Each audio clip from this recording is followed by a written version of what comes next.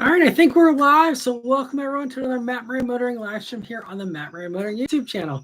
Hope you're all having a great week here so far. Thanks so much for stopping by. Like all these midweek lives, we're going to go for 1 hour. I'll give priority answering to who does a super chat or a super thanks, as well as anyone who's a member there with the green usernames. They always get that priority answering. If you'd also like that, there's a link in the description. And I'll also mention that I have my window open tonight, which I think is the first time I've ever done that on a live. I'm having to air out my office here because I think we had a dead rodent in the vent or something. It's a little smelly, so just venting it there. So I'm not smelling that the whole stream here. So we'll have some nice summer evening ambient noises here, maybe a few passing airplanes or cars. Yeah, hopefully it's not too distracting or anything. But I see we have Brian, Lancelot, Danny, Wheatman, and Chad, Vishal, and Nicholas, Decepticon. Thanks so much for stopping by, everyone. And so let me see here. So Lancelot and Brian say hello. And Lancelot says, I hope everyone's having a good week as well. And my spots so far this week are a red C6 convertible, a red Lancer Evo, and a dark gray Aston Martin Roadster. Very nice. And yeah, my spots so far, I saw just this evening a C6 Corvette Z06. That was cool to see. It was like all done up with like, I think it was one of the tire rack like race car kind of things. They do like the One Lap of America or something. I think it was one of those guys because the stickers and sponsors and stuff all over it is kind of cool. Yeah, I don't think there's anything else interesting that I've seen so far, but curious if any of you guys have seen anything else fun. I see Danny says drove alone yesterday and today, and they got killed last night. We'll explain that. Geez, rare spot, final gen Mitsubishi Montero. Nice. Like I said, I saw one of those last week for the first time in years, so it's cool. There's a few of those out there running around. And Danny says about how I almost got killed last night. I was driving. Me and my younger brother were driving home from marching band practice, and the second gen Toyota Highlander decided to blow a yield sign and stop halfway out into the road I'm on and hit the brakes and horn at the same time. I'm yelling, go, you're already halfway out onto the road. And then finally, then the Kia behind was just as confused, tried to go around. The Highlander finally went, and I went, JC, people can't drive in New Jersey. Yeah, well, at least it was just a yield misunderstanding and nothing too close of a call there because, yeah, there's lots of close calls. It's one of the other things of driving. You'll discover, Danny, as you get more miles under your belt is, yeah, there's all kinds of things where it's very important to have quick reaction times and be paying attention because you got to be a defensive driver out there with everyone else. Yeah, being crazy. Stay sharp out there on the road. And Wheatman says, good evening, Matt and fellow car enthusiasts. Hope everyone's having a great week. And Wheatman says, how is the Cadillac treating you both? It's been doing great. We just crossed 1,000 miles, actually, Beth told me today. And still love it. The only other new observation is that the the Emerald Lake Metallic, which is the green color on the Cadillac, it definitely shows a lot of dirt. And I kind of remember this with Beth's C300, which was a very similar shade of dark green. It's almost as bad as black with showing all the dirt and all that, and so it's one of those paint colors that it's a job to keep it clean, and it doesn't last very long, but man, it looks good even with the dirt on it. It still looks really nice. And so yeah, we're still loving it, and yeah, I'm just so happy with it still. And Lancelot says, I'm thankful that you and your brother are okay, Danny. Yeah, some people are terrible at driving. The city I live in has at times been named one of the worst for drivers, if you get what I mean. Yeah, I feel like there's a lot of places like that. Like Pittsburgh's known for terrible roads. I'm trying to think of where the actual worst drivers were. I think it's got to be Florida somewhere, but I'm not sure. But Hugo, thanks so much for the first super chat of the night. He says, hey, Matt, did you see they revealed the new Dakota in Brazil? I did not see that. I'll have to check that out. And I was just on Motor One today, and I didn't see any blurbs about a Dakota. Maybe it was a few days earlier, but I'll have to check it out. Thanks for the heads up.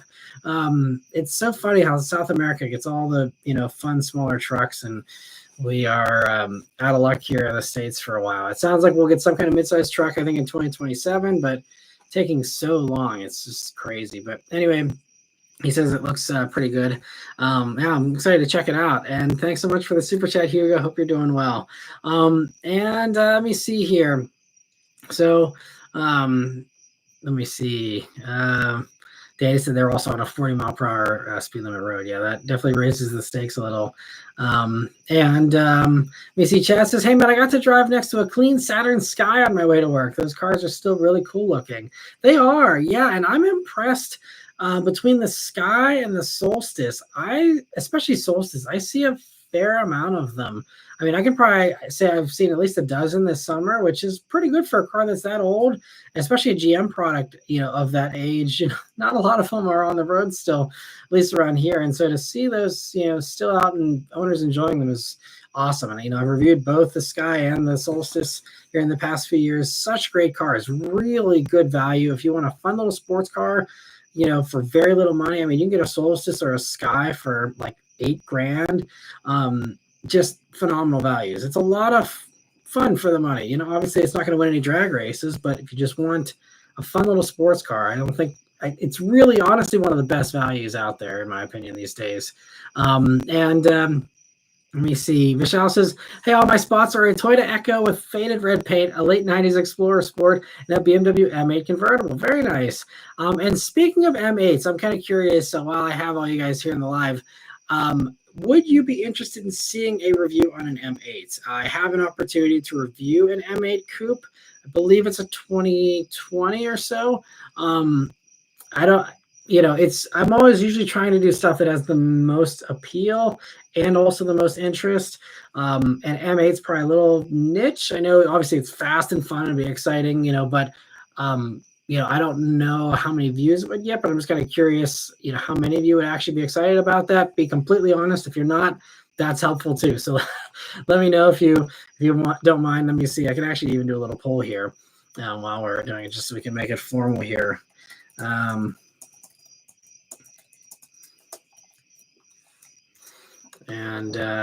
All right, we'll get that going. And again, no worries if you don't want to see it. And Lancelot, thanks so much for gifting 5 memberships. I really appreciate the generosity and happy to see the Decepticon is able to get one. That's awesome.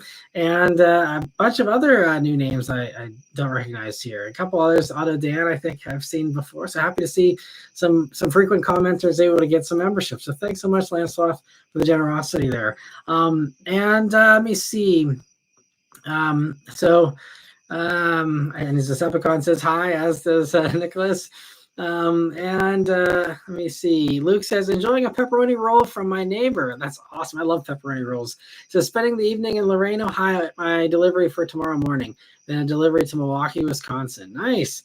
Yeah, lots of driving. It's impressive what those of you who are in the trucking industry do. It's I appreciate all of your hard work, getting everyone all the stuff they need. That's awesome. And let me see. Theodore, thanks for stopping by. And Decepticon said he just now saw a green Aston DBX. Very nice. And then a black Rapide 2 minutes later. Man, you must live near an Aston dealer or just a place where people have excellent taste. One or the other. That's awesome. And yeah, I haven't seen a Rapide in years, honestly. That's really cool. Man.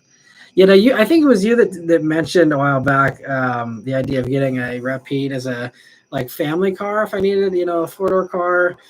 And I think you've convinced me. I'm like, you know what? Especially if I'm not going to be driving it all the time, I feel like a Rapide is calling my name even stronger than a GR Corolla. And it would probably make for better content too, because it would probably involve some maintenance or some other, video-worthy stuff. I don't know. I'm feeling a strong urge for Rapide recently. Obviously, I can't do anything until the Fiat lease is over, unless the channel gets wildly popular before then. But yeah, I'm really obsessed with Rapides at the moment. I see Hugo also says, "Hope you have an awesome day." I appreciate it. Hope you've had a good day too, Hugo, and hope you have a great rest of your week too. And Luke says, "Honestly, if I were in the market for an enthusiastic sedan with a manual, I'd get a Jetta GLI. Efficient, good power, cooled seats, tall gearing for quietness on the highway." Yeah, GLI is great. There's a lot of Volkswagen fans though that turn their nose at the GLIs. And it seems kind of strange. I know they say, the build quality is not as good as GTI. It doesn't feel quite as solid. And I can agree. I think GTI does feel more solid. I think it definitely has more button down handling. It's definitely better handling. But for just the majority of people who, aren't super picky, I think that it is the better choice because again, it's fully loaded for 34 grand. That's like the starting price of a GTI. I mean, GTIs come pretty well equipped these days, but like, to get a GTI with cooled seats, you got to spend 42 grand. So, I mean, you're 8 grand over, so, I mean, I love GLI. I totally agree. I think it's a great choice in the enthusiast market. I'm so happy they've continued it. I do wish they still would do a lower version because I think, the Autobahn being the only trim is fine. But if they did a cloth seat GLI again and you price it at the same price or even less than Civic Si, which is now over 30 grand, I think it'd be game over for Civic Si in a lot of ways. Obviously, the Civic has a few other perks going for it, like the great shifter and stuff. But if you tell someone you get way more power, way more torque, you get, just better, in my opinion, just, some higher tech stuff, especially if they like even throw in the adaptive dampers on a lower trim. I think that would, give it a nice edge over, the Civic Si, which doesn't have that anymore. GLI is really cool. And I think it doesn't get enough credit, honestly. Let me see. Decepticon says, this weekend I'm going to be meeting Ken Okuyama, the designer of the Ferrari Enzo and the 599 GTO. Holy crap. That's amazing. Not sure what industry you're in or how that's happening, but wow, enjoy that. That's incredible. Actually, so I have recently, I didn't even know until just recently, there's an acquaintance from a long time back ago who is very wealthy and has a bunch of very insane cars. And I just found out because he brought it to Monterey Car Week that he has an Enzo. I'm like, holy crap. He also has a Pagani and all kinds of other crazy stuff.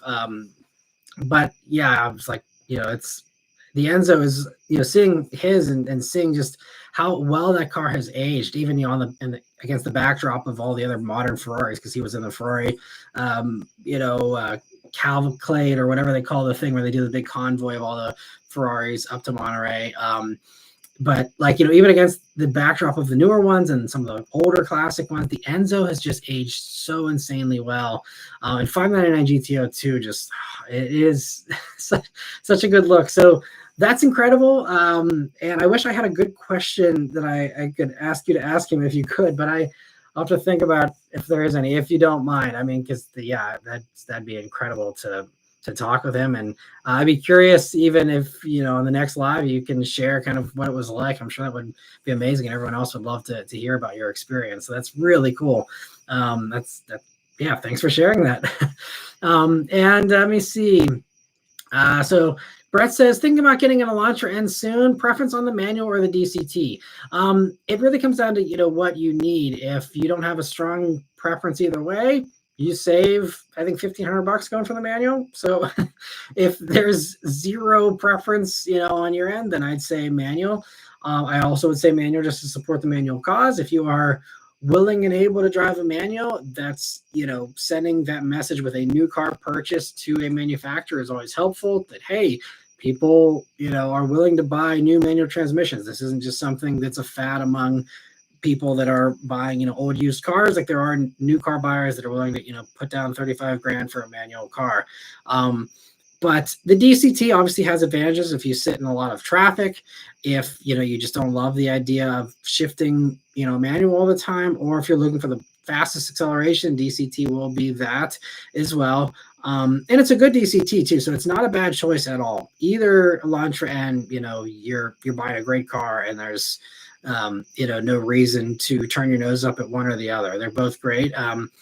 But personally, I'd go manual. It's not the best manual in the world. I think Honda still has a better manual, but I actually think their manual is better than the GLI, for example, in my opinion. So I think it's a pretty decent manual. So that's the way I would go personally. But best of luck deciding. Let me know if you have any other context you'd like to provide to maybe give you a better recommendation there. And Kevin, thanks for stopping by. And Michelle says, forgot to share on Sunday, but someone on Reddit got an ID4 lease in Colorado for $56 a month, 0 down, 10,000 miles per year. They got $6,000 through the vehicle exchange program for their old 99 Subaru Legacy. Nice. Yeah, I mean, the Colorado EV incentives are, I think, the best in the nation, and that's why you see, like on Lease Hacker and other places like that, where the most insane lease deals on EVs always come from Colorado. That's where you were getting free Fiat 500Es. In Colorado, because of the way they were able to structure it, that one dealer was blowing through them like crazy, where you actually the tax credit from Colorado covered, the payments for the lease. So as long as you're able to get approved with top tier credit, and you were fine paying I think the taxes up front, which were I think about like $1,200 or something. But as long as you pay the taxes, that was it. It was free, and it's got to be nice in Colorado, and I am jealous of how awesome their state is with supporting that transition. But yeah, I mean that's how all the Colorado leases on EVs are all phenomenal and can't be beat, can't be matched anywhere else in the country. And unfortunately, you have to be a Colorado resident to take advantage. So you can't even trip in, go into Colorado and get it, and then come register somewhere else. It has to be registered in Colorado, which is understandable. But it's I'm very jealous of Colorado residents in that regard, at least. I see Lancelot says his green Silverado is a dust magnet. Yeah. I mean, honestly, though, the Bullet, it wasn't as bad. I don't know why. Maybe it was the ceramic coating I had on the Bullet. Maybe that's kind of what helped keep some of the dust off. Because the Bullet never really had as much of an issue. I mean, obviously it got dirty, but like not as bad.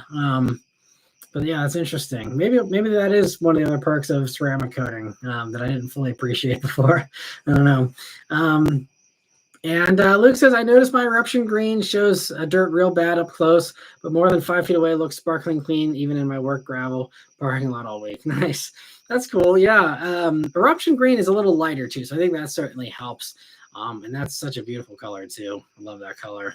And Vishal says Florida drivers are the worst. Speaking from personal experience, though, Dallas, Texas drivers are runner-up. People are literal menaces, especially on I-35. Crazy.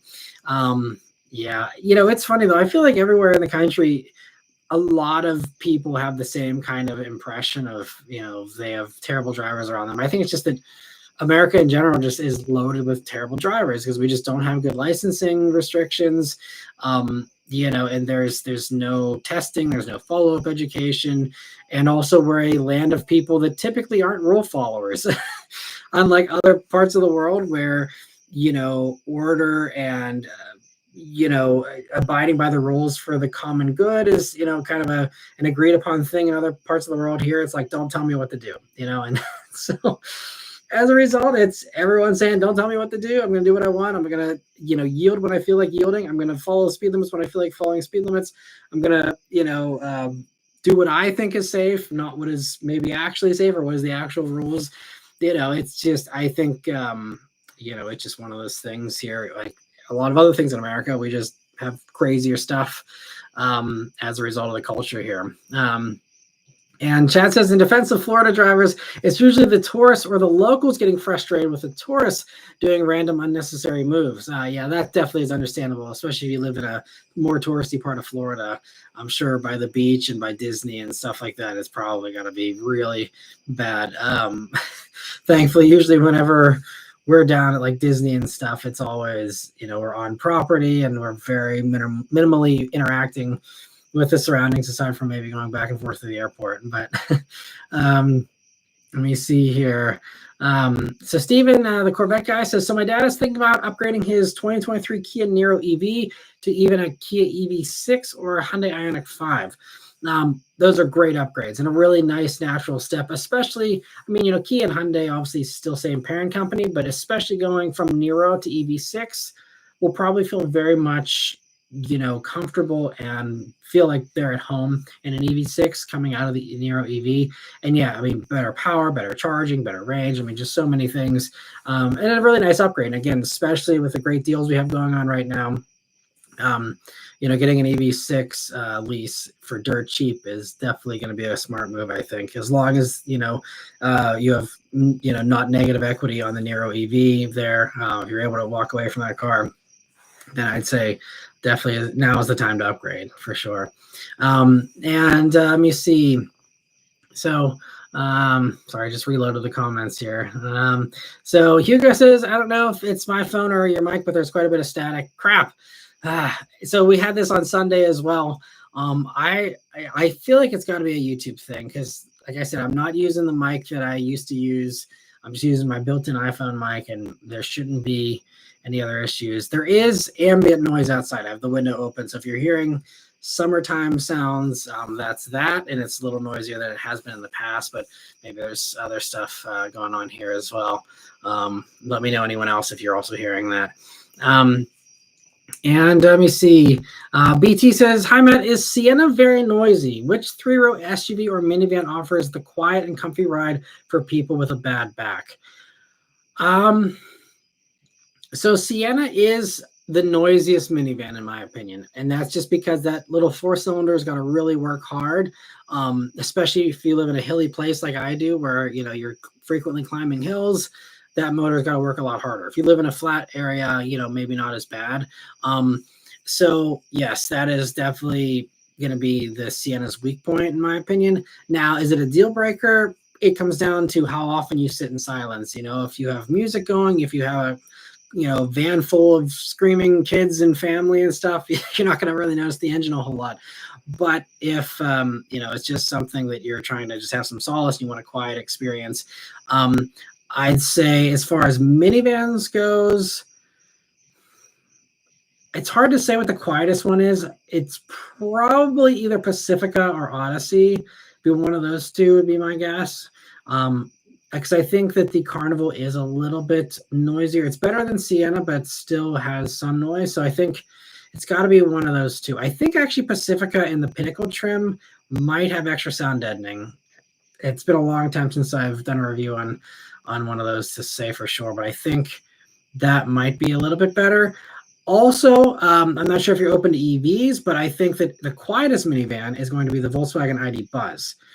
Obviously, a very kind of polarizing vehicle. I love the ID Buzz. If you watch my review, you'll see all my glowing praise for it.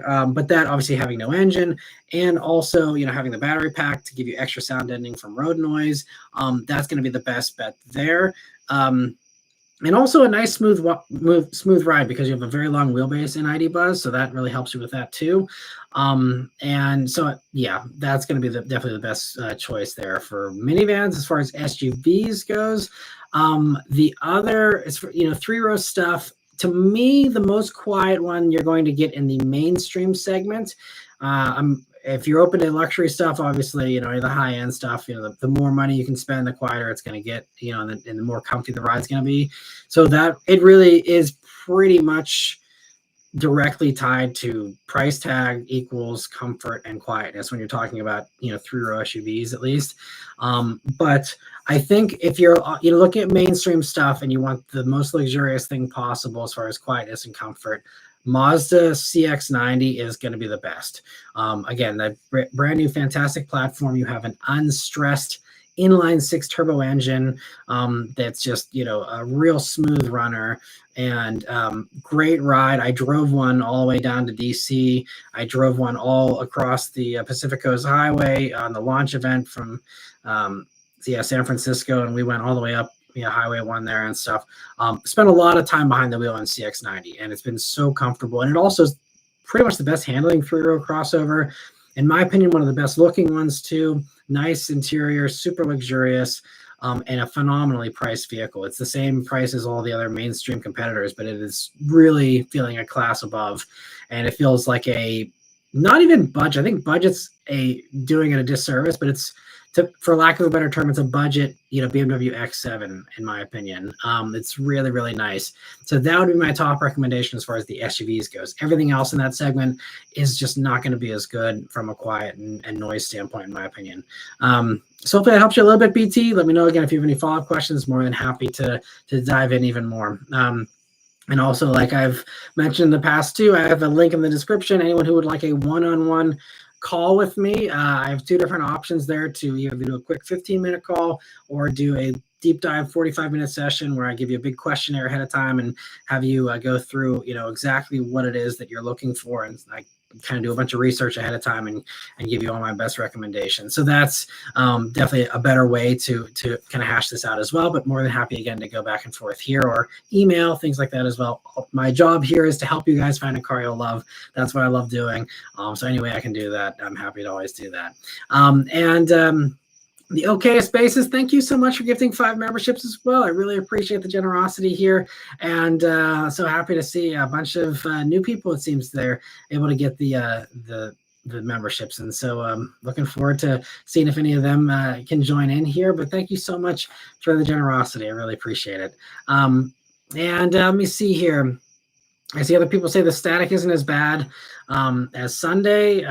It's unfortunate there still is some, though. I apologize, guys. I'll have to keep looking into it and see if there's some other solution as far as how I improve that. Maybe I need to find a different encoder here because I'm just using the built-in YouTube one. So maybe something like that is the issue here. I don't know. We'll have to see. But I see We Are the Matrix says that the audio is crackling still. So I apologize. Hopefully someday I get it figured out. And again, if anyone knows anything more about that or heard other live streamers talking about solutions, definitely let me know. I'm all ears. And also, I see we have 80% of you responded that you would like to see an M8 review. I really appreciate that. So that gives me a good idea of what how that would go over, at least with those of you who are hanging out here with us. So thank you so much for the feedback on that. I'm going to go ahead and end that. And let me see here. So other questions and comments. Try and find where I left off here. Taste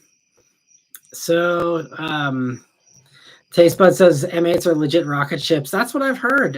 So I've done the M6, even the turbo one and all that. But curious to try the M8 here.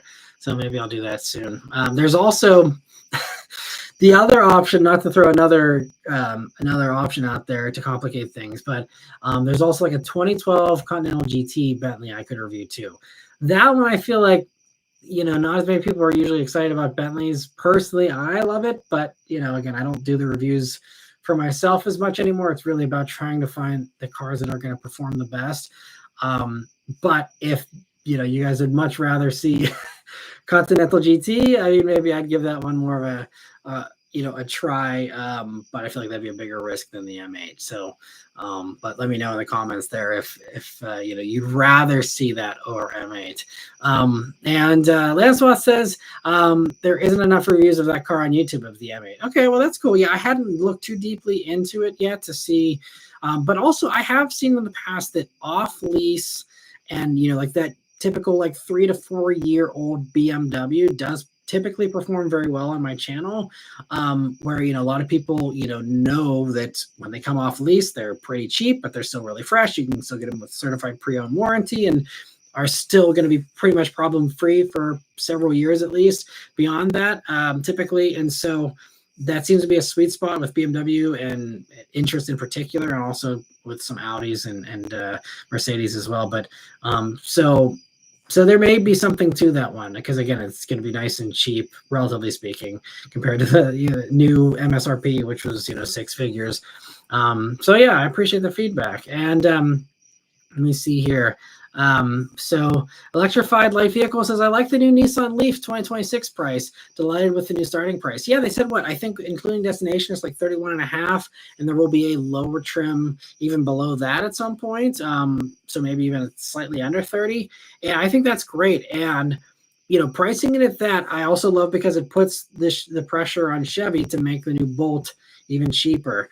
And it sounds like the Bolt is going to be a warmed over version of the old Bolt. And I mean, the Bolt's fine, but it seems like the new Nissan Leaf is going to be a far nicer, roomier vehicle. And, again, I haven't driven it. I haven't even sat in the new Leaf, so I don't know, but it seems like it is poised to be a very good option, especially once these lease credits end and, the tax credit ends here, in October, which is, I think, right around when this car is probably going to be launching. I mean, has the potential to be a huge hit, because it's still going to be cheap even without the help of a credit, and it's the right size. It's enough power. It's, it almost feels like a Nissan Kicks kind of moment. When that came out, a year and a half ago or whatever, and I was like, holy crap, you can get this thing. It's a nice, spacious little crossover for 23 grand. It's kind of like the Chevy Trax. I could see the Leaf kind of being that in the EV world, and also converting a lot of people to EVs to say, okay, well, I'm not interested in a 50 grand EV or a 40 grand EV, but a $30,000 EV that actually has livable space and doesn't feel like I'm in a tiny hatchback. I can get behind that, and I think, Nissan, I think, is really on a good path. I know, everyone loves to kick someone while they're down, and everyone's, writing Nissan off. And people are saying, oh, I wouldn't buy one because the dealerships are going to disappear in a few years, which you can still get service for them, even if they go out of America, which isn't happening. There's a zillion different other avenues that would happen before they just up and left America. So I think they are definitely on solid ground as far as being here. Even if it's in a different form, or something like that. But, I absolutely, I'm cheering for Nissan here. I think, again, Kicks has sold very well. So I think, they're on a right step there. I think, Sentra, keeping that nice and cheap is keeping them on a good path. There's some other things that could use tweaking, like Rogue, I don't think is a good value. So there are others where there's room for improvement, but I think, keeping Ultima around is also going to be smart. Keep the old Ultima as it is, but keep it cheap. And if you can undercut everybody with a stale product that's still good enough for the average person, it's still a very nice vehicle, the Altima. I think that those types of things of standing out from the crowd by being like, we don't have to have wall-to-wall screens. We don't have to have 500 horsepower in our EV, and being realistic about what people actually expect, which, is kind of one of the things you'll see in my Volvo EX30 review that's going live tomorrow. It's 422 horsepower in a little subcompact Volvo crossover that's supposed to be their entry-level Volvo. And it's like, why did you make this thing have a 3.3 second 0 to 60? I'm not complaining, and you'll see me have an absolute blast tomorrow in that thing, which, by the way, that Volvo is the fastest thing you can buy under $50,000. It'll smoke a Mustang GT. It'll smoke anything else. Literally $48,000, 3.3 seconds 0 to 60. That's a supercar 0 to 60 run in a little Volvo. And if you would have told me even 10 years ago, and if I came from the past and I time traveled to 2025 and you said the fastest thing under 50 grand is a Volvo, I would have never believed you. But it's very fun, and I'm very much, a fan of that car, as again, you'll see tomorrow, spoiler alert. But they did the wrong thing from a commercially successful standpoint. If you want it to be a sales success, don't make it as fast as a supercar, and it's just, I think that a lot of companies just don't understand this stuff.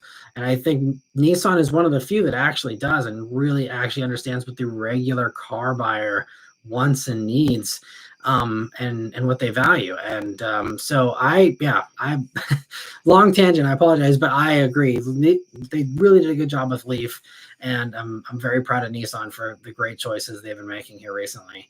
Let me see. Vishal also loves the M8. It's such a beautiful car. Yeah, it is a really beautiful, beautiful car for sure. And Luke says, as much as I love Elantra, and biggest deal breaker is the price of new tires and no adaptive cruise with the manual. Okay, yeah, I forgot about that. The adaptive cruise is only on the DCT. So I guess, yeah, that is a very good point. Thanks for bringing that up, Luke. New tires, it does have the sporty Michelins. I mean, you can always do different tires that are cheaper, but it does go through them quickly because of the front wheel spin and all the power you have there.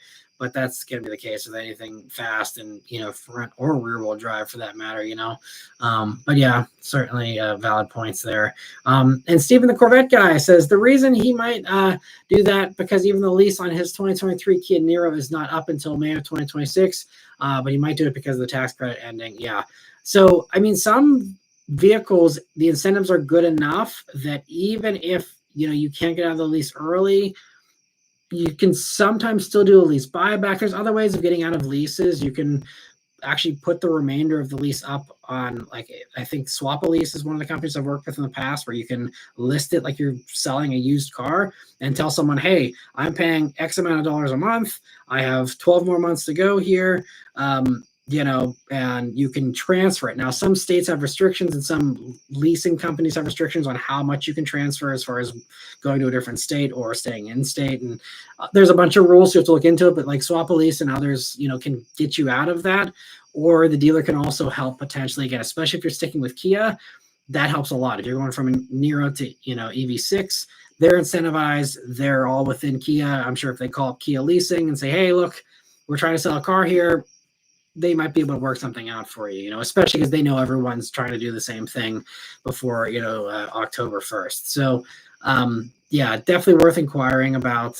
Because also, I mean, you're not that far out. You're what, 9 months away.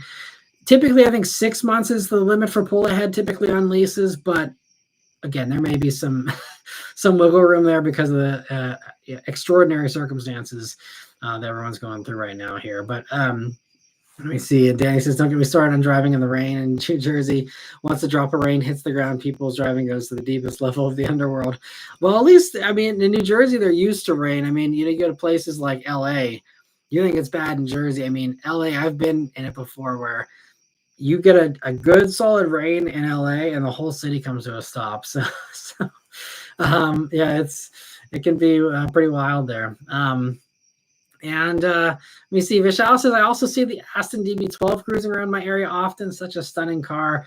I love those too. I wish they did do a V12 option for DB12 just because it's called the DB12, instead of forcing you into Vanquish in order to get the V12. But I still love DB12 nonetheless, and I'm hoping to review one. We'll see. It seems like there's a few floating around the press fleets in the country here, and so I keep asking for Astons. I'm obviously willing to take whatever they want to send me, but I'd especially like to do, some of the larger ones. I see Electrified Light Vehicle says the Leaf SV mid-trim would be ideal. Yeah, but I mean, I'm sure all the trims, again, that's one of the things I've been noticing more and more recently is base trims are really well equipped. The Lyric we have is a base trim. Now they did have a lower trim last year that they got rid of, so it's a little higher than what the base Lyric used to be. But we didn't get the crazy awesome sound system. We didn't get Super Cruise. We didn't get the huge wheels and some of the other minor little differences. We don't have the cooled seats or the massaging seats. Those would all be great things, but it's still a really nice vehicle, and still a very, very nice experience, even without some of those extra bells and whistles. So I think probably the same thing with Leaf. It should be really well done, regardless, what you get. Now, Lance says, I mentioned the GRs to take a drink. That's true. Thanks for keeping score there for us, Lance Swap. And let me see. Okay, Spaces also says good evening. And yeah, thanks so much again for stopping by. And Vishal says the 2026 Toyota BZ pricing is out $2,000 less than 2025. It's refreshing in this day and age to see a car price be lower than the previous year at all. I agree. I'm very happy to see that as well. And, again, I think that's going to be a part of how, this is going to be the roadmap we're going to see for the future. And we kind of saw this a little bit.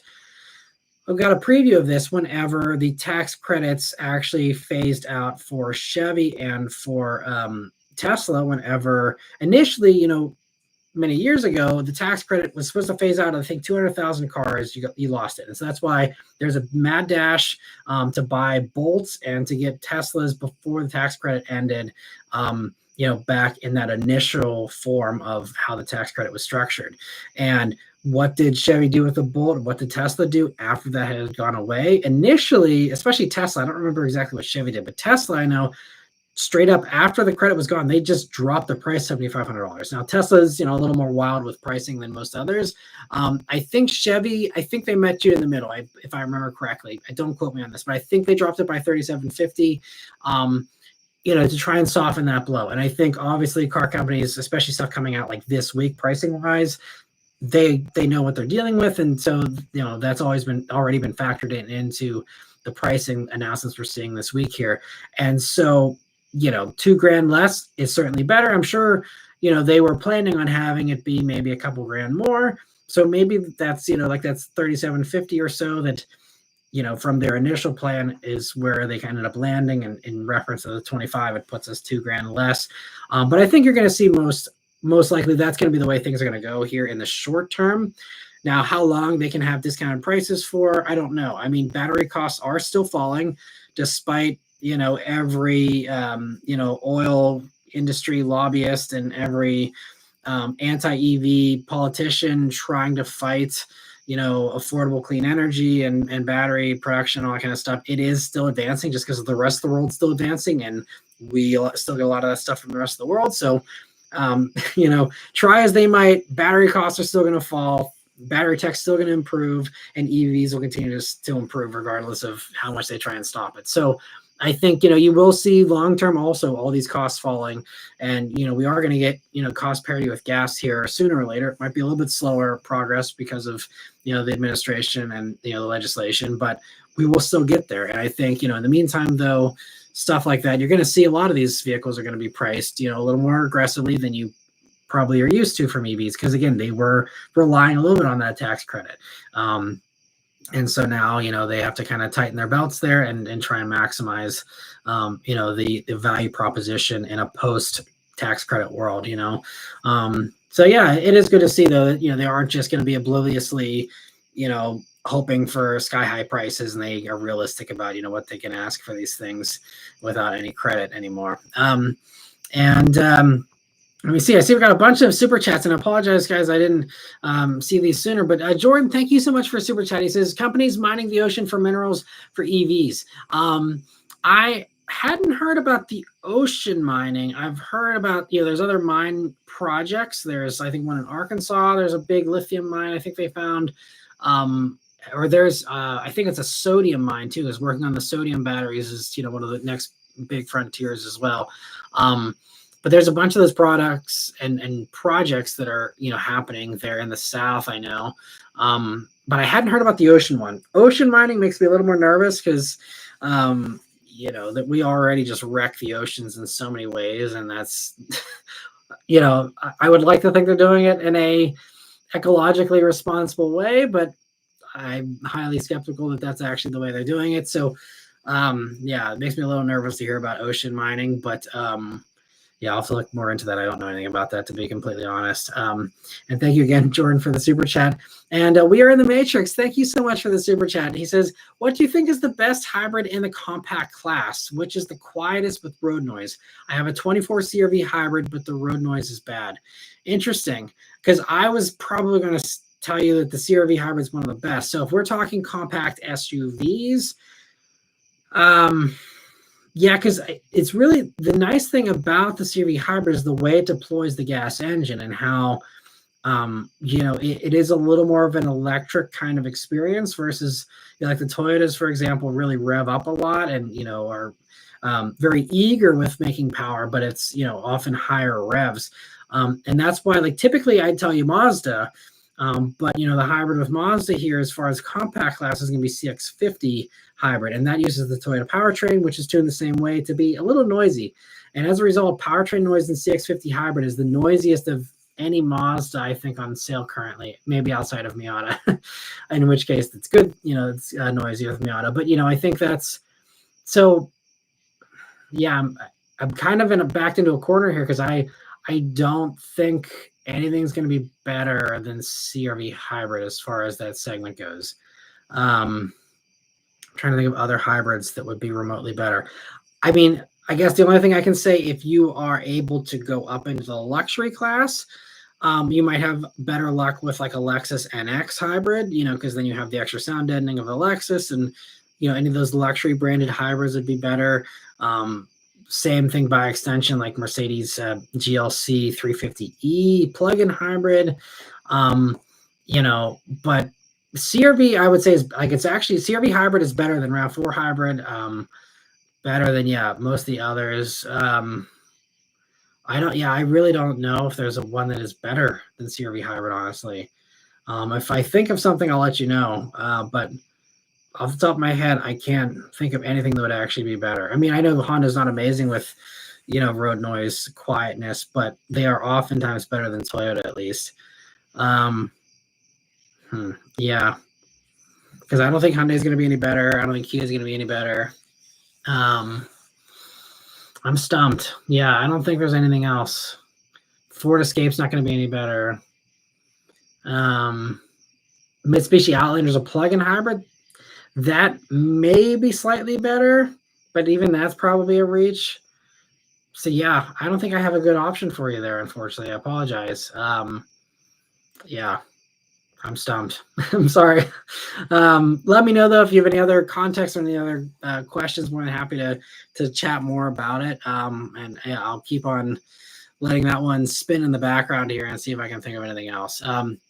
But why itch? Thank you so much for 2 super chats. I really appreciate it. He says my driveway is full, so I parked staying on my street. A neighbor snitched, and I got a parking ticket. You can't park more than 3 hours from 7 a.m. to 7 p.m. So I would just move it every 2.5 hours during that time. I feel like that's like a Seinfeld episode where they like street parked and had to keep moving it around to avoid the parking attendant. But hey, at least you get to drive your car every 2.5 hours, even if it is just to a new parking spot. He says, since I work from home, I also put a note on my windshield saying, hi, jealous snitch. Thanks for watching by staying more than I do. Burn. That's funny. They're actually, and I just saw a news story that in New York City, there's the same kind of problem there. And there's a lady who has made it her little business to actually have clients and like she holds all their keys all day and she moves their cars at the appropriate times to make sure that these people don't get ticketed. and she's got like a whole cottage business going with it, which is brilliant. And yeah, so you could probably relate to her struggles there of doing that. Unfortunately, it doesn't sound like there's probably anything outside of New York City yet, but might be a good business model if it's a common problem where you are. And I see also some follow-up here. He says, let me see. So it's a quiet residential neighborhood, so someone definitely snitched. Okay, so yeah, not a busy area or anything. Gotcha. Well, sorry you got the ticket at least, and best of luck with avoiding any more in the future. And let me see. Getting back. Oh, also, Jordan, thank you so much for another super chat. He says, advancements in tech, style, comfort, speed are basic brands just becoming luxury as far as, Chevy, Ford, Toyota, GM. I mean, that is really kind of, I think a lot of the struggles of luxury brands now is, it's always kind of been a moving target as far as what is considered luxury. And if you look back before the advent of adaptive cruise, ventilated seats, heated steering wheels, all the typical things that we now find to be nice luxuries, for the past couple of decades, those types of features were reserved for luxury trims. You couldn't get a heated steering wheel on a mainstream brand. Adaptive cruise was only for Mercedes and, maybe 1 or 2 other brands for a while. And then this stuff did trickle down and now it's standard in a Toyota Corolla. And so you're right. It's kind of put the luxury companies in a tough position because before the age of all these features, it was about the drive, and it was, a quieter drive, a more powerful, vehicle, a more spacious, larger vehicle. It used to be that mainstream brands that kind of got thrown on its head back in the 70s where you had these, Chevys that were getting bigger and bigger versus in the past, you had to, if you wanted a bigger vehicle, you had to go up market. So it's always been a moving target. And so now it's like, where do you go from here? So we have all the tech and style, and you have all the luxury features. You can get leather seats and all these other things that, again, used to be reserved for luxury stuff. And you have the size. So you can get a giant vehicle with every feature under the sun from a mainstream brand. Where do you go? And I don't think the answer is clear yet. I think, there is still certainly some distinction with extra sound deadening, the, size or styling, the dealership experience. There are some of those, but I agree that the mainstream brands, it is very much a luxurious experience now. Things that, again, were out of reach for mainstream buyers are now, standard in many cases. And, it does make it tricky, but for mainstream buyers, it's both good and bad, because the good is that, yes, that stuff is available to you if you want to pay for a higher trim without going up to some big luxury branded thing.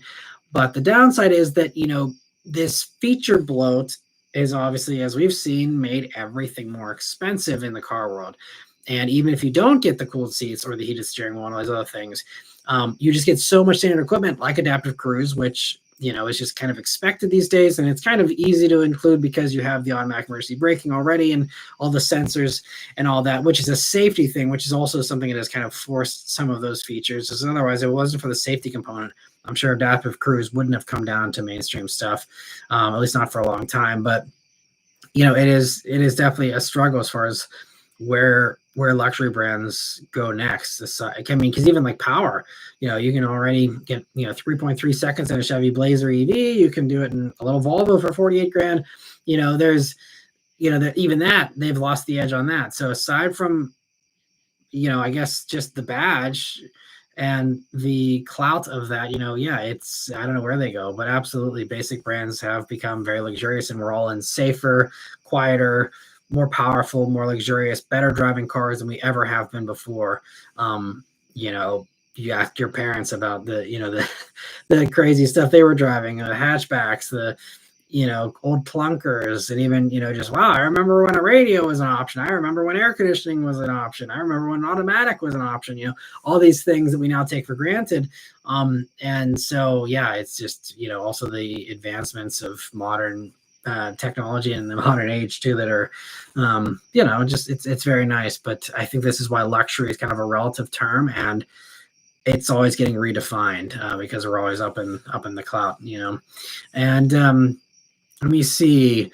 Other questions here. So we got about 10 minutes left. So I'm going to try and keep it concise here so we can hopefully answer everybody here before the end here. So I have fallen a little bit behind here. So let me see if I can catch up. So Dave says he just Googled pepperoni roll. Apparently Virginia, Michigan thing looks good. Yeah, and I think especially West Virginia, they're super popular. And again, Ohio, we have them here in Pittsburgh. Although it's not super common here in Pittsburgh. It is a little bit more Midwest, I think. But yeah, they're great. Very, very good. And Decepticon says my local Aston dealer is like 3 minutes away from my neighborhood. All right, well, that explains it for sure. But you are also very lucky to be 3 minutes from an Aston dealer. I would be taking daily walks, just walking around the neighborhood. Oh yeah, I can also drool over some Astons. I'm jealous of your neighborhood. That's awesome. And Nicholas says, Matt, the summer night ambiance is a good thing. I'm glad you enjoy it. I think it's kind of fun too, honestly. So I'm glad you're enjoying that. And Danny says, I drove in the rain today. I barely touched the gas pedal in the Bolt getting onto a highway, and the tires spun like crazy. I was maybe not even quarter throttle. Yeah, that's that electric torque that's instant. That's great. And Wheatman says, Matt, what have you heard, or have you heard anything about the reliability and sales of Charger Daytona EV? It looks good, but have they solved most of the software problems? I don't think they've solved all the problems, unfortunately. Now, again, I've only seen anecdotal posts. I don't have the actual data on how common any of this stuff is, so heavy disclaimer. But I have seen one or two people that have had their Charger bricked, and they're like, I got a super cheap lease, and now I can't drive it. Same problem with Wagoneer S. Wagoneer S seems to have, some early teething issues, and people that have had them bricked. And on those especially, because people are very excited because they're getting dirt cheap leases on them. But then a lot of people are like, well, it was nice for the first week, and now it's like completely incapacitated at the dealer. And I've seen it, especially for Wagoneer S, I've seen a few more of those even than Charger as far as those stories goes. So, again, I don't know. There's obviously many of them out there now. I don't know what the percentage is, but it seems a little higher than what I typically see as far as reports from other brands. And, that's one thing. I mean, again, I was driving a pre-production car, so that's even worse as far as, they are often buggy. But I mean, the one Charger Daytona EV that I had on the media drive, the air conditioning didn't work. That should be something that's not even really software. Like, that's just, what's wrong with an air conditioning compressor? Like, that should be a pretty simple thing to get right these days. But, so I don't know. But that was one of the things. I mean, Wagoneer S actually was very impressive. I really liked it. It's very plush. Has a ton of features, and I could have probably gotten a really nice lease deal on one. But, I wanted something that has been proven, that's had a few years to work the bugs out. Excuse me. And that's why the Lyriq, being out since 2023 model year, getting a third model year, has most of the bugs out. Lyriq also was a little glitchy. Even the Lyriq I had last year through a drivetrain error code that went away, after 3 key cycles. But I've known that, I've seen very little issues for Lyriqs. And now I still, every once in a while, will see someone who says, I'm stranded in my Lyriq, but it's rare, very, very rare. And again, after 3 years and software updates and patches and all that, I had confidence that, it'll be good. Knock on wood, hopefully it is. I mean, we'll have to wait and see. But, unfortunately, yeah, and that's one of the other things why, I've said in the past, I kind of, a little bit of me would regret not getting the Charger because I could lease one for almost as cheap as the Fiat that I have. But the Fiat in Europe has been around for 5 years now by the time I got mine. So it's had all the bugs worked out. It's actually really reliable. I know it's a Fiat, but, really reliable. And, the past generation even proved that out, and so that's something that's important to me. And so, taking a risk on a Charger, sure, it's a really sick car, but, for me, reliability is very important. So that's unfortunately might not be perfect yet in Daytona EV. And so, yeah, we'll have to see though. And again, do your own research on that as well. It might just be the few bad apples that I've seen, and maybe everyone else is fine. But yeah, it does seem a little iffy currently. And Danny says the traction control light was flashing like crazy. That's how bad the tires on the Bolt were spinning. That's funny. And Rare Breed says opinion on soft top versus hard top Miata. I like the soft top better. The hard top, when you have the roof part down in the RF, it has a lot of wind buffeting, and it really I don't actually like the experience with the roof off in the RF. Now, if you just want a hard top Miata and you're never going to put the top down, RF is fine. The only other thing though is RF handles worse because you have a higher center of gravity. I also don't think it looks as good as a soft top in my opinion. That may be an unpopular opinion, but I'm not a big fan of the RF. I mean, it's still a Miata, so it has that going for it, and I love it because it's a Miata. And if that was the only way Miata came, I'd still think it's a great sports car. But in my opinion, soft top is the strong winner. It's also cheaper by several $1,000s. You can throw the soft top down. I literally, can go one motion with my arm, throw it back, and I can do it faster than I can put down my driver's side window. It's amazing. Best soft top, ever invented, in my opinion. So hands down, soft top's the way to go in my mind. And Theodore says, is it me, or when you get a car, it seems like everybody has the same car you have? Yeah, I think it is one of those things. You have that heightened awareness of it, and then you start seeing them everywhere. And let me see here. Dave says the M8 is the German Mustang. Yeah, in a way, I agree. That's kind of definitely kind of that kind of vibe. And Decepticon says, yeah, if you have any questions for Ken, I can ask him. I appreciate that. Yeah, I can't think of anything off the top of my head though, but I'm very excited to hear if you get any cool, quotes from him while you talk to him. It'd be amazing. But congrats on that opportunity. And Jazz says, Matt, thank you for going to the dealer to borrow the BMW. Sorry, BMW does not send you press cars. Nice review. Yeah, absolutely. I'm glad you like the 230i. Yeah, it was great, and a really underrated car. I'm glad you enjoyed the video. And Procrastinate F80 says, hey, Matt, hope you're doing well. Finally fulfilled a bucket list car purchase. Found a perfect 12 C63 AMG with a P31 development package. First time in a while without boost, but the V8 roar is glorious. I bet. Those old C63s had such a good sounding motor. Congrats on finding one and getting one. And I hope you enjoy it to the max. That's awesome.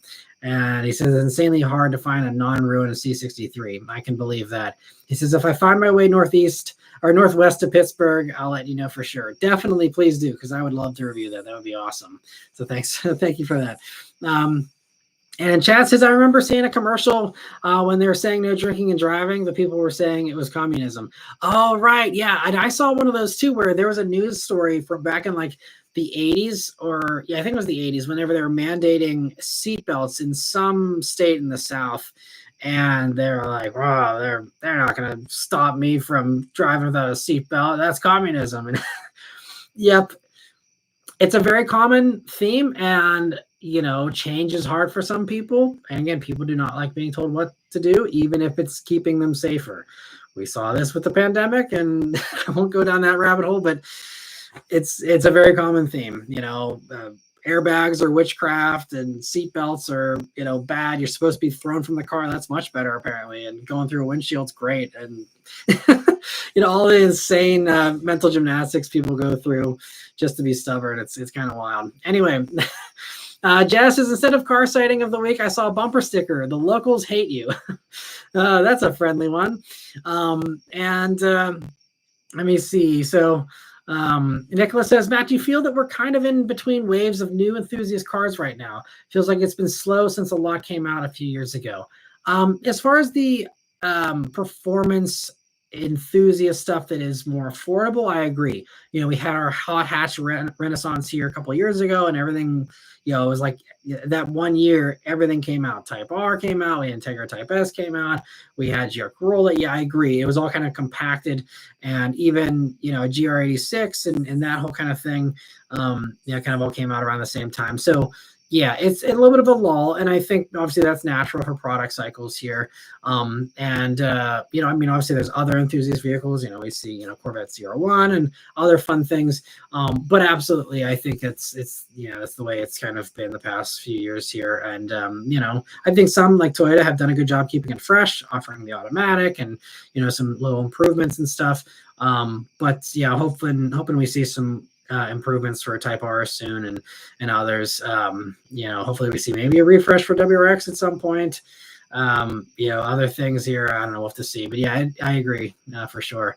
And Grant says, happy Wednesday. Speaking of BMWs, Matt, have you ever driven an E90 or E92 with the V8? Tempted to buy one after driving one. Closest motor to the GT Porsche's gas mileage is pretty bad though.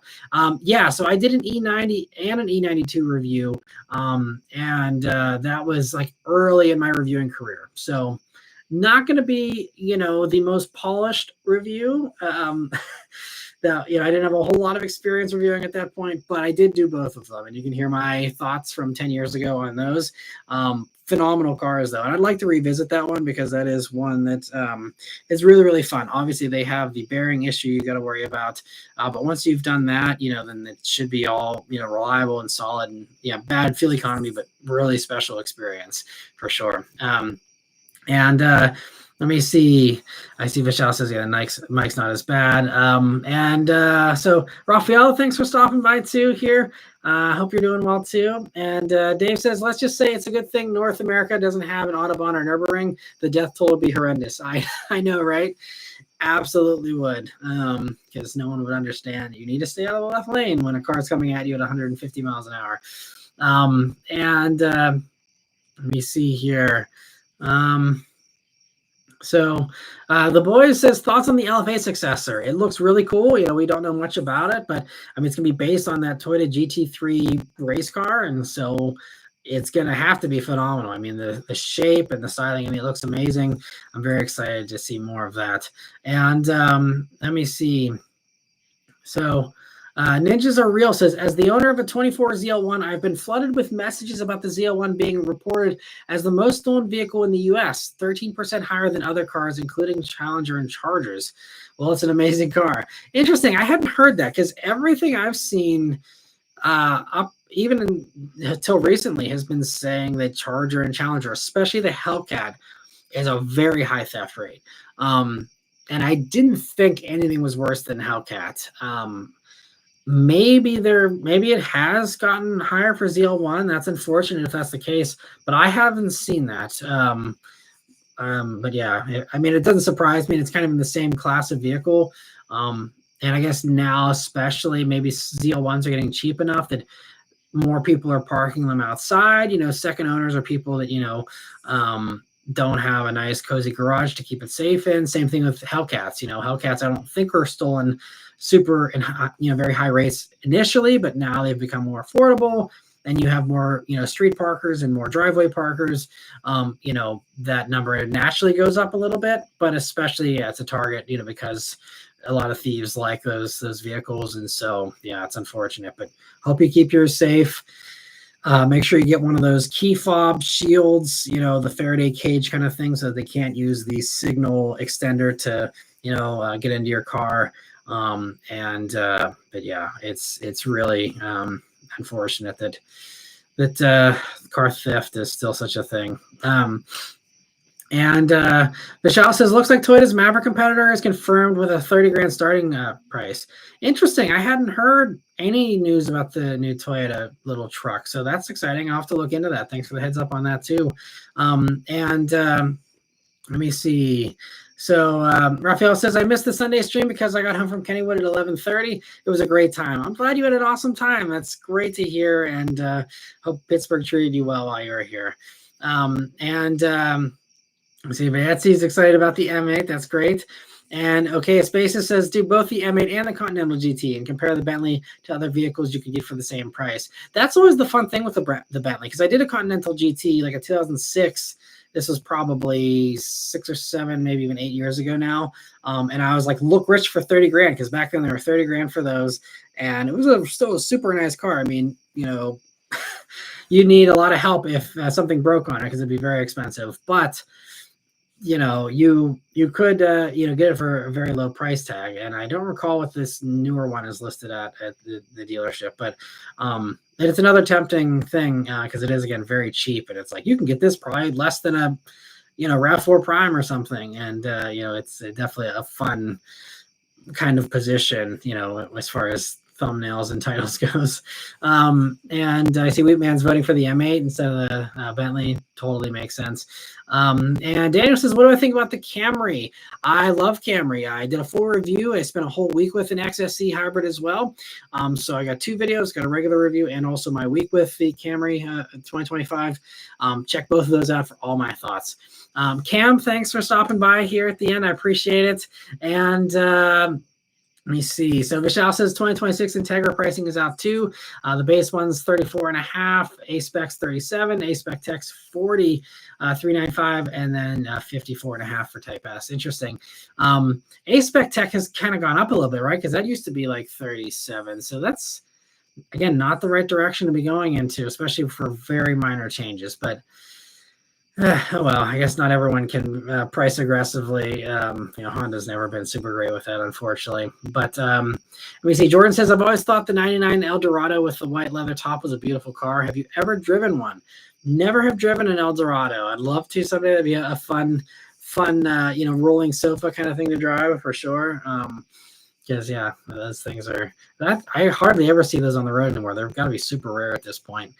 And chat says Jag and Aston used to hold a similar spot for me personally. What do you think happened? Poor management, product decisions, etc.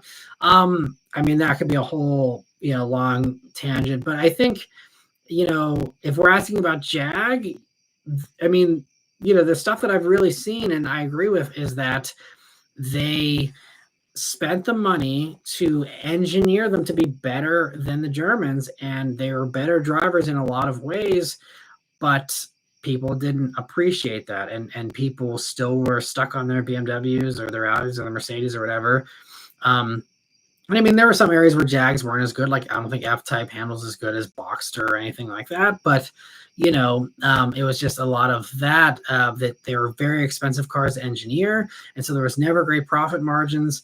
And so, you know, they were trying to go for volume. Like, well, if we make the most amazing thing ever, then everyone will have to surely see that this is the best thing and go for it. And then that just didn't pan out, unfortunately. And I think that's kind of the crux of what happened. And this is why everyone says, oh, Jag means to just keep doing what they were doing. It's like, no, that's what led them to this position they're in, is because they made awesome cars that we all loved, but who bought one? None of us, you know?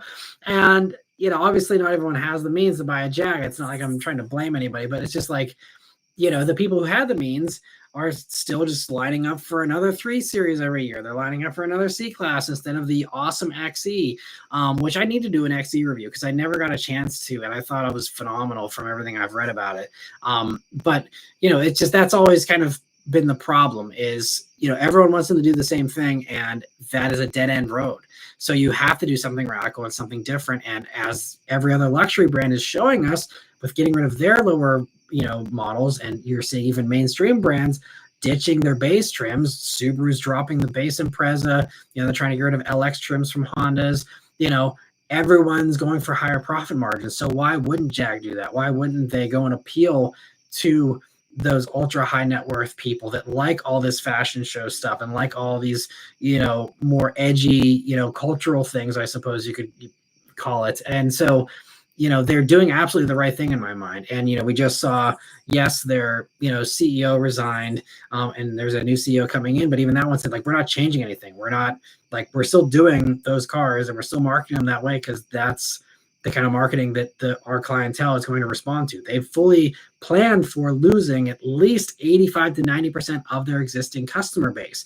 They're fine with that because all they need to do is sell a handful of these things for however many hundreds of thousands of dollars they're going to go for, of these new electric ones, and they will make up way more profit per sale than they did on XEs or anything like that. So, I think it's an absolutely rock solid plan. I know that's a very unpopular opinion, and maybe I'll be wrong. We'll see what happens, but I think that Jag is on the right path, and that car looks phenomenal. And everyone I've heard who's seen it in person says it looks even better in person, and gets a lot of positive comments in reality, not the idiots on the internet that are always angry about everything. Like most people actually think in real life it looks very good and it's going to be awesome. So I think that's I have no worries about Jag. I think they are going to knock it out of the park as long as the product launch is good. As long as it's reliable, it's issue free. And also, that's something they have the potential to do too, because, everyone likes to beat up on Jag and British electronics. But, one of the funny things I've been tracking is these Waymo cars. All these Waymo cars are Jaguar I-Paces, which had some issues early on for sure. But there are some of these I-Paces running around San Francisco with like 400,000 miles on them, and grueling, Uber service kind of driving, and they're holding up really well. So I think, again, no one gives Jag the credit. Everyone looks at them, through a 1980s glasses of, oh, well, it's going to be a complete basket case. And that's not the case. Modern Jags seem to be very reliable for the most part. Sure, they're probably not Lexus reliable, but they're good enough, and I think, yeah. I'm passionate about Jag, as you can see. So I'm not going to go down the rant anymore, but, I think that that kind of is some of the highlights as far as what happened there. I think Jag, though, will be fine. Mark's asking a better daily driver, manual CT4V Blackwing or Audi RS3? It depends on where you live. If you don't need all-wheel drive, I would say Blackwing. It's the better handling car. A rear-wheel drive-based vehicle, in my opinion, is more fun. Now, I'd say RS3, is, got a little bit of a more special engine, I'd say. And, obviously it's easier to park. It's a little smaller than Blackwing. They're both fantastic cars. I mean, so it's a very hard position you found yourself in between those two. You're very fortunate to have that be, the two choices there. You can't go wrong either way. If you have no preference, I'd say, the RS3's probably got the better automatic compared to, the Blackwings. But if you value a manual, obviously getting that in the Blackwing, which you can't get in the RS3, definitely go for the manual Blackwing. It's fantastic. Honestly, probably my favorite shifter currently on sale. So good. And if you aren't in a hurry, I am going to be getting an RS3. I'm not sure exactly when, but I'll be getting an RS3 press car to have for a week. I'll be doing a review on that here, hopefully sometime in the next month or so. Might be a little bit later, we'll see. But hoping to get that out soon and try that out with these refreshes for 2025. So I can give you some updated impressions soon-ish, hopefully. And best of luck deciding if you do in the meantime. And so let me see. We Are Matrix, or We Are in the Matrix said that some said the Tucson and Sportage are quieter. I don't think they really would be than Honda. I mean, definitely test drive, worth a test drive. See, your own roads around you. It might be a different story. And yeah, that's the great thing about test drives is you can really kind of feel that out for yourself. But yeah, I don't think they're going to be quieter than CRV. Also, Nightbreaker, thank you so much for a super chat here. He says, "Hi Matt, think we'll ever see the return of the STI?" I think we will. There's talks about either an electric STI coming in 2028, and I mean Subaru alluded to this in their discontinuation notice for the STI way back in 2022 or whatever.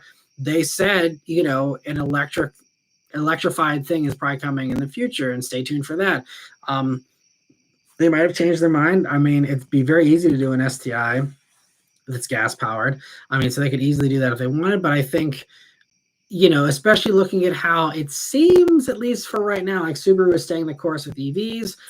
We have the Uncharted, we have the Trail Seeker.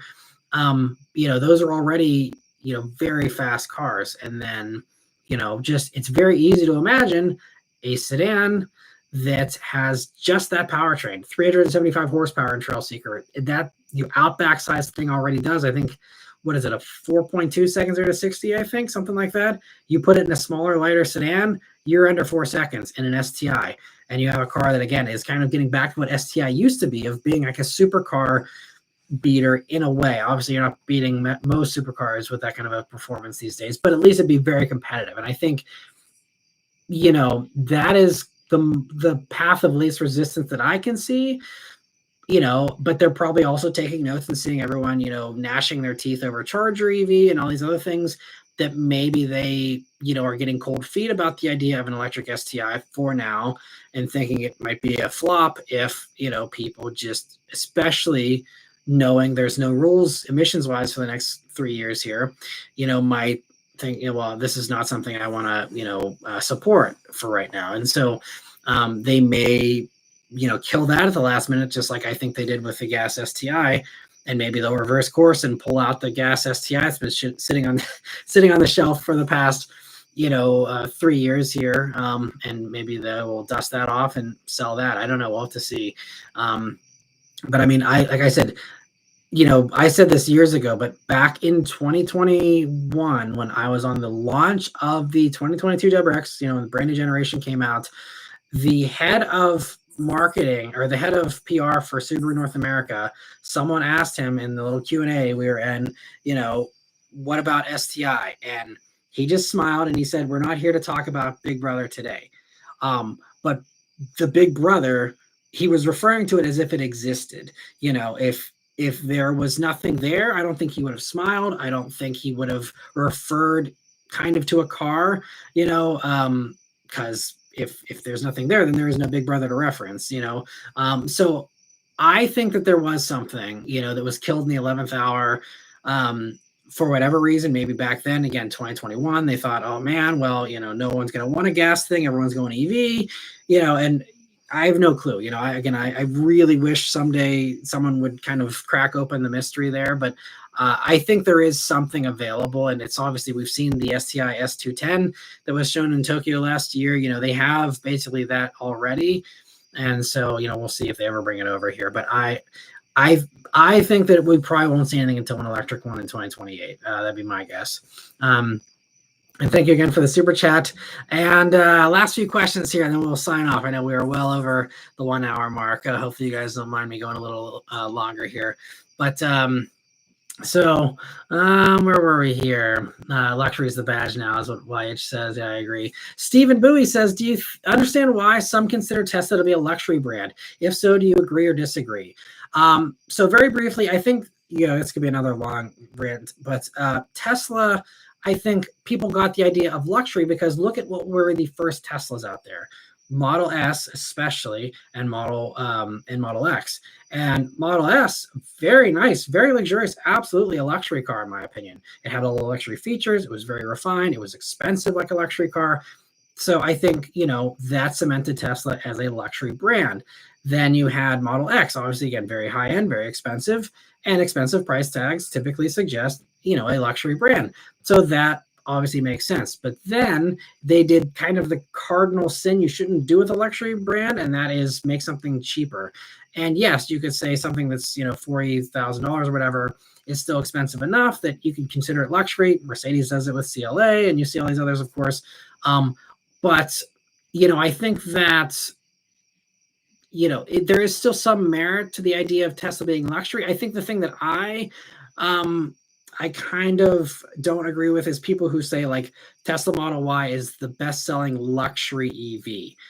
And, it's not luxury priced really, and this is why like Cadillac has said Lyriq is actually the best-selling luxury crossover EV. And, Lyriq has a starting price of 65 grand. That is, luxury car appropriate, not, the 45 grand or whatever that Model Y starts at, when the average transaction price these days is $50,000 almost. So I think Tesla is half luxury, half non-luxury. And I think that's kind of a position that most others really aren't in. And I think also other people struggle to see Tesla as luxury because there's not anything there. There's a giant screen.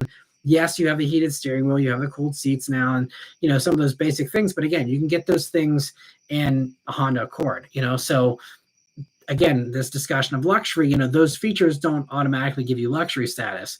And so I think it's kind of tough. I'm kind of on the fence about it. I think I can see the case for Tesla being luxury, and I can also see the case for especially the 3 and the Y not being luxury. And so I think it kind of depends on how you look at it, in my opinion. But I don't think there's really any wrong perspective on that. It just comes down to what you value and what you consider luxurious. And Vishal says, totally agree with the mainstream feeling like luxury. Even my Jetta for the 27 grand sticker price feels pretty premium in the SE grade. My friends often say it feels like a more expensive car than that. Yeah, and that's another.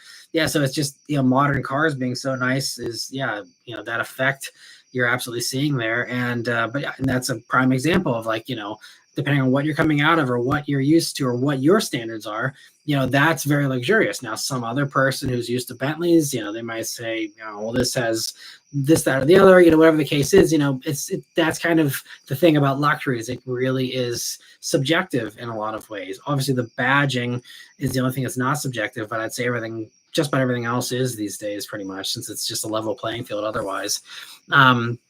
And Jordan, I'm glad you enjoyed the live stream here. He says, bring Ford Fusion back. I agree. And I'm glad you enjoyed the article.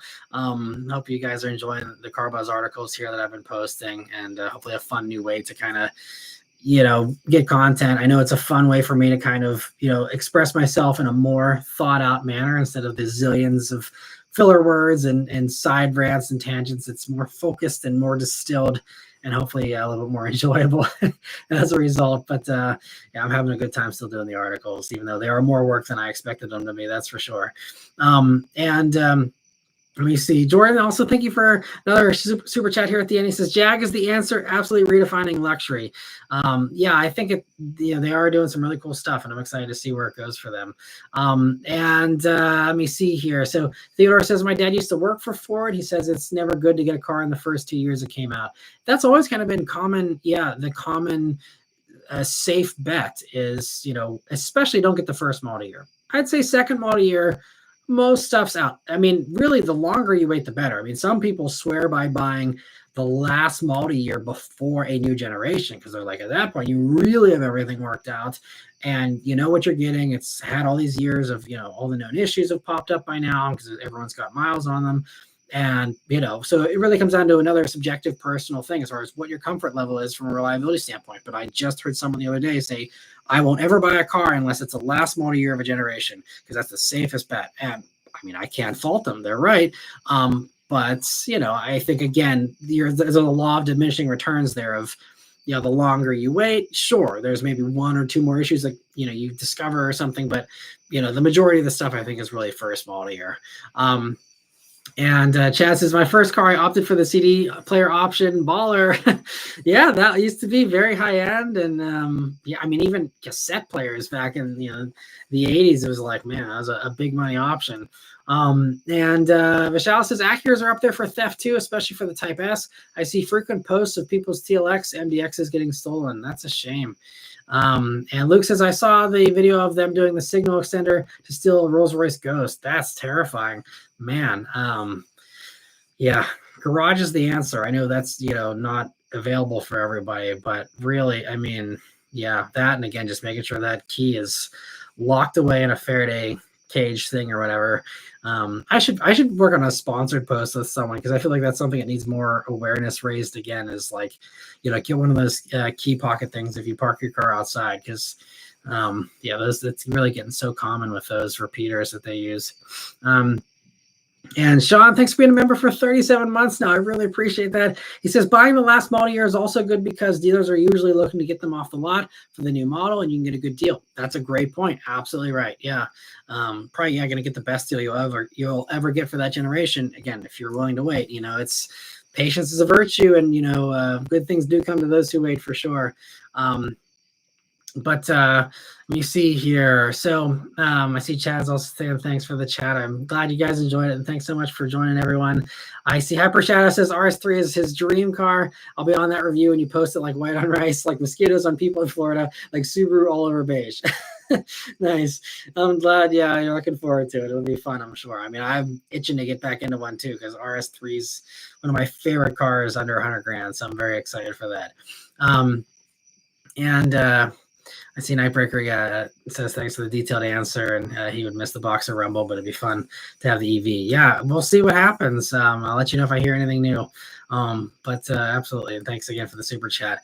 And Vishal says he thinks Tesla is certainly premium, but definitely not luxury. They're nice cars, but not luxury nice. Yeah, and that is another distinction, is the premium, you kind of middle ground that a lot of, like Buick, exists in, and Acura in some ways. Although I think Acura does deserve to be considered luxury in some cases too. But yeah, totally agree.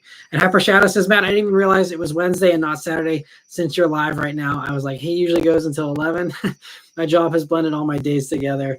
Totally understand. And I can relate. I'm usually working till midnight every night myself. So it's all a blur here too. But thanks for stopping by, Hyper Shadow. And let me see. Luke says they basically have all the same interiors. Maybe the screen turned 90 degrees. Yeah, I agree. And Vince says, I missed your STI answer. Sorry. Yeah, so you can always watch these after the fact too. If you really want to hear anything that you missed during these lives, you can always go back. I believe it's a few hours. Sometimes it takes a little longer for these midweek ones for some reason, but within the next 24 hours, you'll be able to go back and watch this as a video on demand. And it includes the chat, so you can scroll through to where people were chatting and see all the discussion, and you'll be able to get all the answers there as well. And let me see. Danny says, me getting the Bolt is fine because it's the most luxurious car my family has. Yeah, well, the Bolt would be a great first car for sure.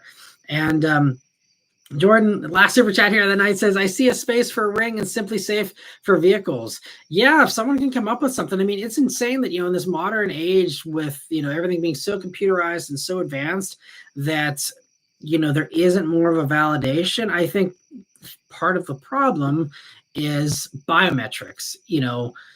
That's, in my opinion, that's the way to solve things, is to use biometrics. But, again, especially here in America, everyone's worried about privacy, and there have been lots of privacy breaches and lots of abuses of that. So I don't blame people for being worried about privacy.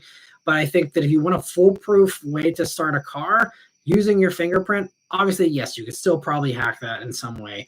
But to me, a fingerprint or an iris scanner, those types of things, I think, which we have the technology to do, I think that would be the way of literally, like, you certify who is able to drive this car, and you have to do that for every driver you want driving the car.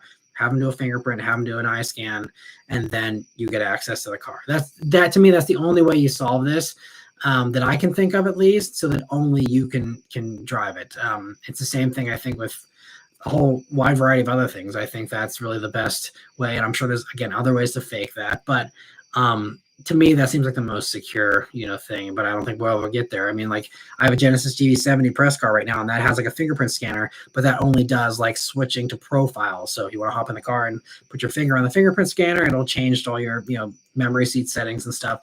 But I think having that be the only way to start a vehicle could be a possible solution. But again, people are too freaked out about that kind of stuff to ever, probably go along with that. But anyway, yeah, maybe someone smarter than myself can someday find maybe a better solution. But we'll see. But anyway, yeah, thank you all so much for the great chat tonight. I hope you all appreciated it and enjoyed it as much as I did. I appreciate all the support here, all the super chats here tonight, all the membership gifting, and all the great conversation. I hope you guys had a blast too. I'll see you on Sunday for the 2-hour long live stream here. And again, if you didn't get a question answered or anything like that here in the lives, definitely feel free to send me a message or tune in on Sunday where we'll have some more time there. So anyway, thank you all so much. Have a great rest of your week. I'll see you guys in the next one. Take care.